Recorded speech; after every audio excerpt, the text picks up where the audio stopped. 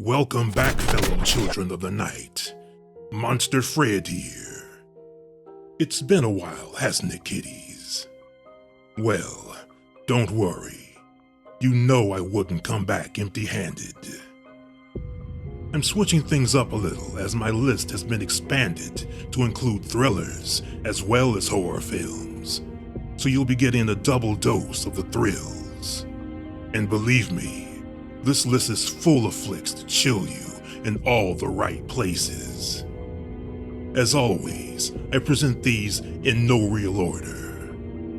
So now, sit back and relax as we begin Volume 1 of my 10 recommended horror thrillers.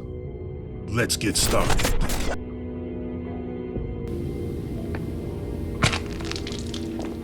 First up, The Legend of Hell House.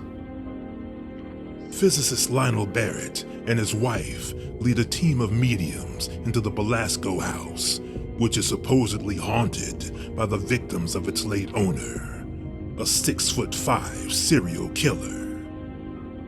This one was recommended by Alex Tigre, and I hope I pronounced that right. I'm giving this one an extra special thumbs up because Richard Matheson had a hand in it. I've gone on record before in other videos about him being one of my favorite writers, from his notable work on the original Twilight Zone series to countless other stories. Now answer me this. Why do some people insist on staying in places that are clearly haunted?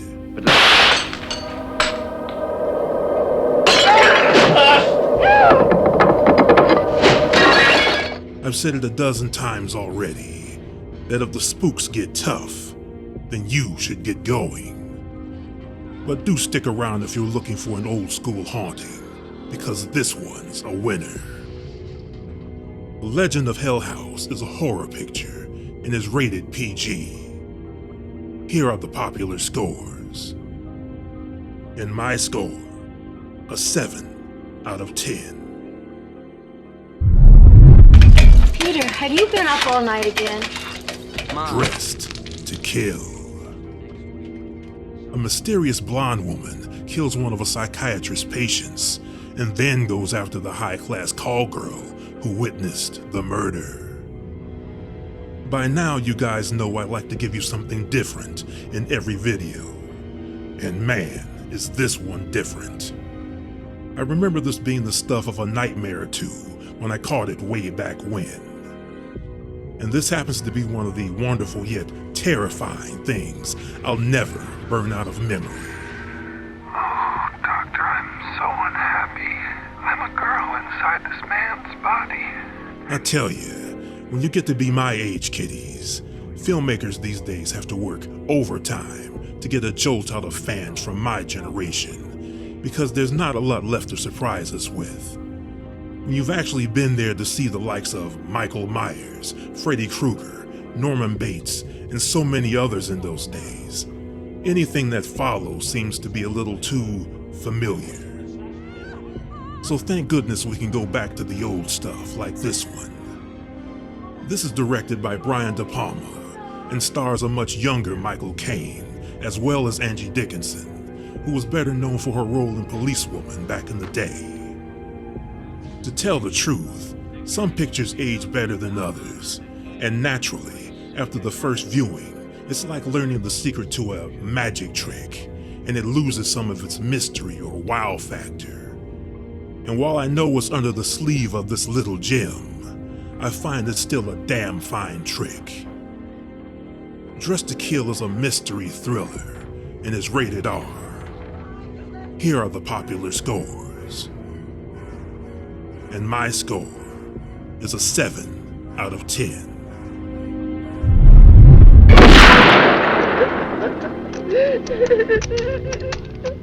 Next up, Dracula, Prince of Darkness. Dracula is resurrected, preying on 4 unsuspecting visitors to his castle. I remember not sleeping well when I saw this as a kid. And why not? It's a Christopher Lee Dracula flick.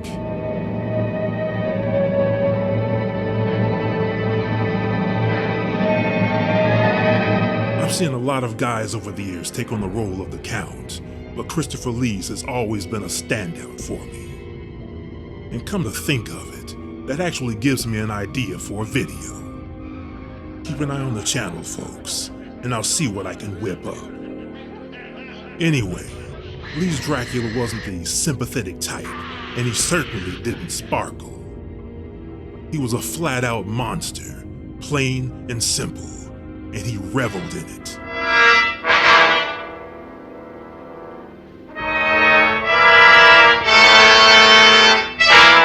And for a guy whose entire dialogue could fit onto a small book of matches, he sure knew how to put a scare in you. And that's sorely lacking in vampire flicks these days. One of a variety of things I've loved about Christopher Lee's Dracula is that no matter how many times you killed him, he always found a way to come back. And the way he returns here is creative, to say the least. And does anyone miss the good old days when crosses, garlic, and holy water were still useful for fighting vampires? And how about the old stake through the heart? You guys ever wonder why we went away from those? Well, anyway, this one's for you, Auntie, and for all those fear-filled nights and all the big bags of popcorn. This one gets a thumbs up for the memories alone. Dracula Prince of Darkness is a horror film and is unrated. Here are the popular scores. And my score, a 7 out of 10 shrieks. Please, please. Hi. Identity. Stranded at a desolate Nevada motel during a rainstorm, 10 strangers become acquainted with each other when they realize that they're being killed off, one by one. Honestly, with archives that run as deep as mine, it's to be expected that I might miss something from time to time. After all, I'm only inhuman.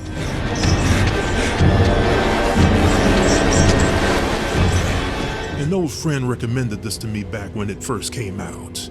I love it so much, I've decided to pay it forward. And take it from me, this one's a straight-up mind freak. So much so even Criss Angel would be impressed. You remember the murders? It's got one big wow moment after another once it really gets rolling. Question is though, can you piece it all together before it's all over? This boasts a solid cast including John Cusack, Ray Liotta, and Alfred Molina. Identity is a thriller mystery and is rated R. Here are the popular scores. And my score is an 8 out of 10. Of course I know what an attorney is. Yeah, it's like a lawyer, only the bills are bigger. Up next, Angel Heart. A private investigator is hired by a man calling himself Louis Cypher to track down a singer named Johnny Favorite.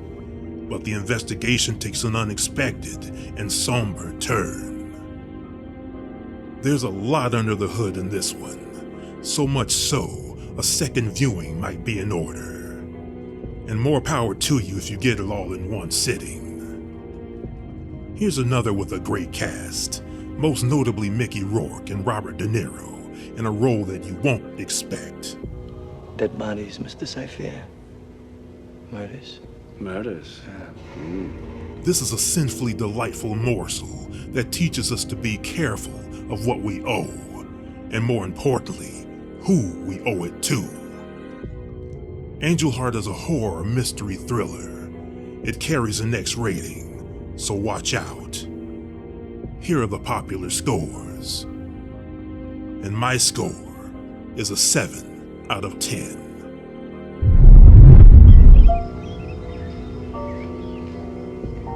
Hi. I'm Carol Van Sant. The Stepford Wives. Joanna Eberhard has come to the quaint little town of Stepford, Connecticut with her family, but soon discovers there lies a sinister truth in the all-too-perfect behavior of the female residents. Go out. Of course I go out. I'm out now, aren't I? Let me ask you guys something. You ever watch something, and for whatever reason, it changed something inside of you after it was all over? Have you ever watched a picture, and no matter how many times you've seen it, it continues to weird you out? Well, this is one of mine, because there's some real weird stuff going on in the town of Stepford, and whatever it is, it's not politically correct. And you know something, Charlie Brown?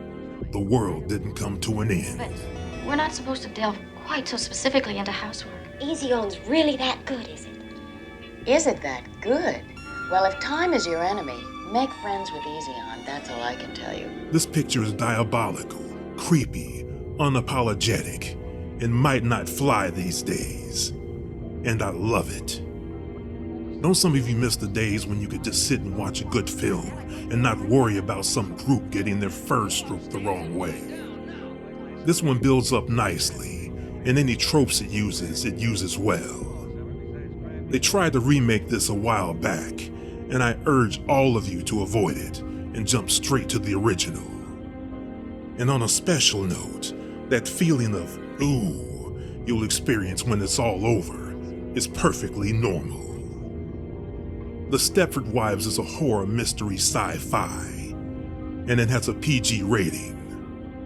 Here are the popular scores. And my score is a 7 out of 10 shrieks. Do you really hear what they say, Jared? Of course. Up next, House of Wax. An associate burns down a wax museum with the owner inside, but he survives only to become vengeful and murderous.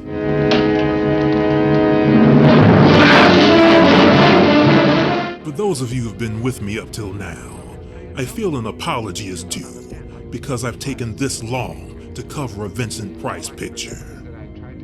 Vincent Price has always been one of the big names in horror, and can we also admit that Michael Jackson's Thriller wouldn't have been the same without him, especially with his iconic laugh at the end of the track.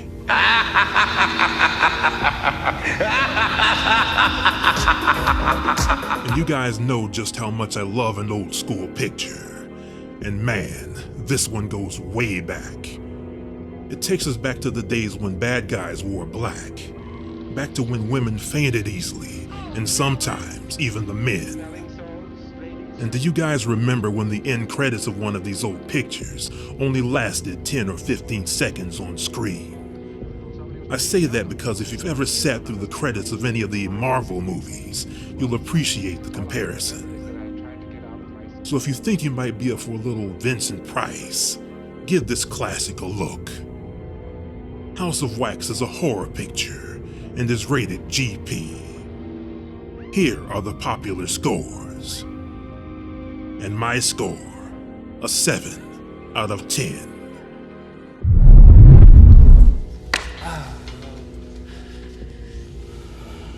Still a good fellow. Fallen. Homicide detective John Hobbs witnesses the execution of serial killer Edgar Reese. Soon after the execution, the killings start again, and they are very similar to Reese's style. We're getting into some pretty wicked stuff here, folks, as this is easily one of Denzel's most unusual offerings. But don't get it twisted, that's not a bad thing. It's unusual because of its supernatural nature, rounding out an already impressive resume of films.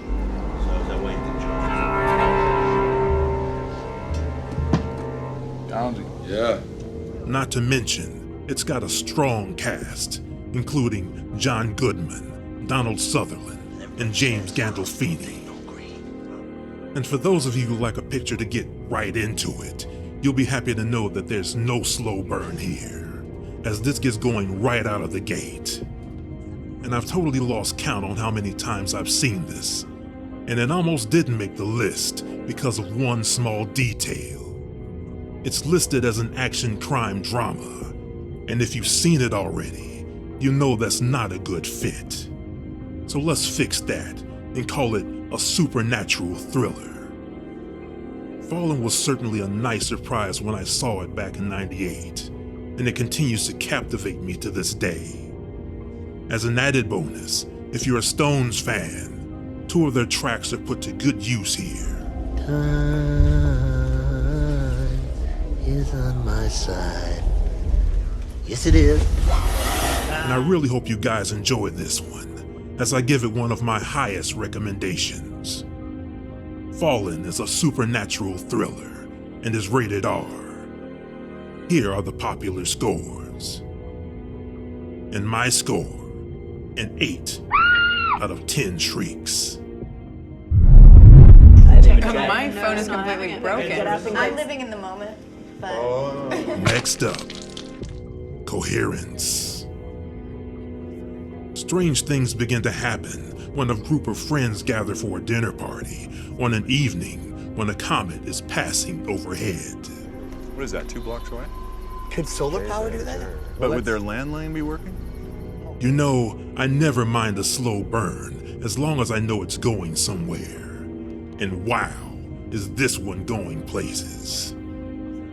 And I'll tell you up front that if you're looking for gore and or jump scares, then you should probably pass this up, because this one wasn't designed to tickle the eyes and is dialogue heavy. But it's always dialogue with a purpose, all leading you down some very dark and unexpected places. He just showed me his phone. It's not cracked. Remember that dark area that we walked through? And here are 2 pieces of advice. 1, avoid watching this with people who like to talk during movies. And 2, pay close attention. The devil, as they say, is in the details. In the end, all I can ask is that you give this a shot. And remember to give old Monster Fred a little love if you enjoy it. Coherence is a drama horror mystery, and it's not rated. Here are the popular scores. And my score is an 8 out of 10.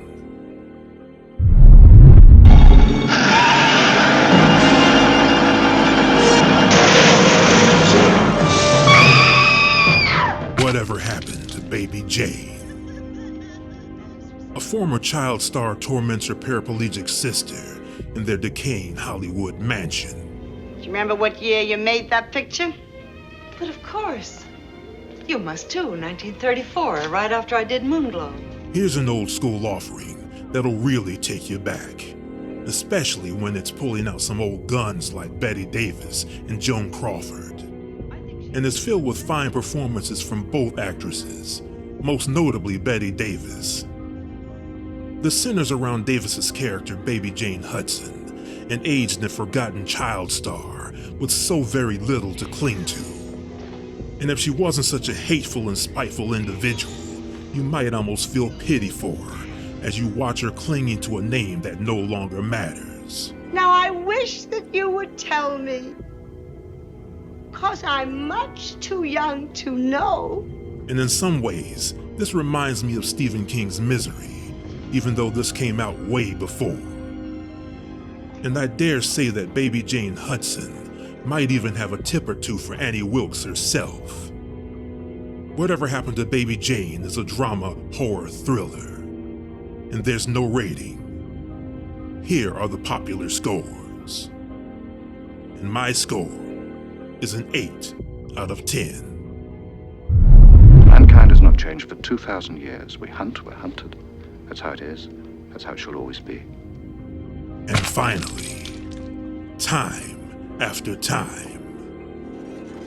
H.G. Wells pursues Jack the Ripper to the 20th century when the serial murderer uses his time machine to escape his time period.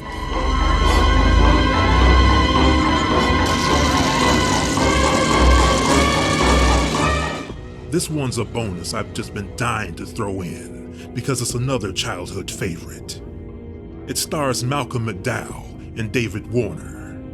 And after all these years, this still holds a sweet spot for me.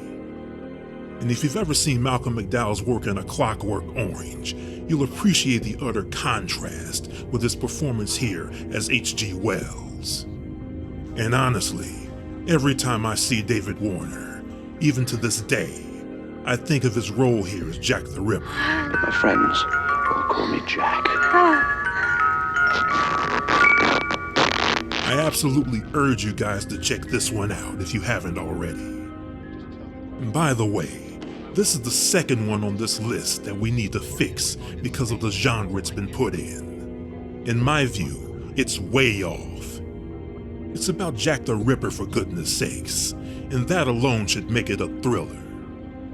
Not to mention the brutal scenes of murder it delivers in its runtime. So we're going to call Time After Time a sci-fi thriller, and it's rated PG. Here are the popular scores. And my score is a firm 8 out of 10 shrieks. Well, that's all for now, kiddies. This list should be more than enough to get you on your way to some fear-filled nights. And just wait until you see what I've got lined up for our next gathering. As always, thanks for watching. And until next time, I'll be seeing you in the abyss.